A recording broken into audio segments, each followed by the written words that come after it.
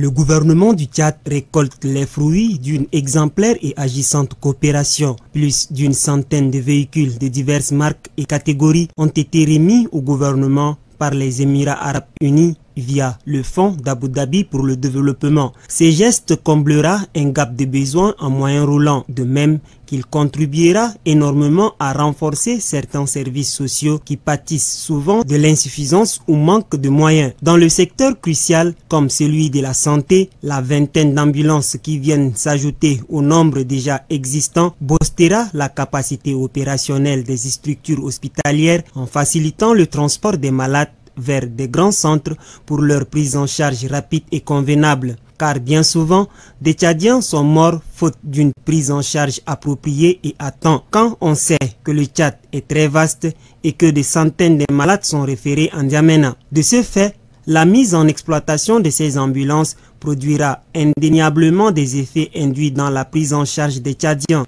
Tout comme on n'aura pas péché par excès d'enthousiasme en affirmant que les véhicules destinés à lutter contre les incendies sont arrivés à pic, puisque dans ces secteurs de la lutte contre la flamme, le Tchad est en quête d'une efficacité supérieure à la moyenne. Il ne peut donc attendre mieux, car doté de peu de moyens techniques, les capacités de service des sapeurs-pompiers ne peuvent qu'être relatives en termes d'efficacité opérationnelle devant un incendie de grande ampleur.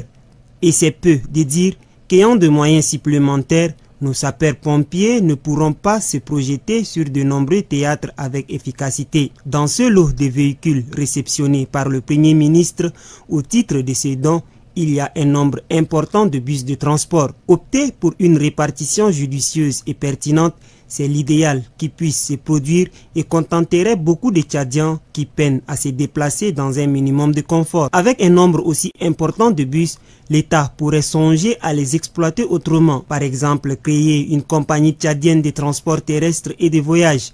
À ce titre, une quinzaine de ces bus suffirait et contribuerait ainsi à réduire le coût de transport de personnes. Le coût de transport de personnes est partant celui de la vie chère. Mais pas seulement dans la mesure où les étudiants ne sont pas transportés dans des conditions idéales à cause du surcharge. Quelques bus peuvent être destinés au transport des étudiants des différentes universités tchadiennes. Autant il faut magnifier et saluer la coopération entre le Tchad et les Émirats arabes unis qui a agi à travers ce geste. Autant il y a lieu de demander aux autorités directement concernées par la gestion de ces dons à faire preuve de vigilance afin que la République puisse en jouir sainement.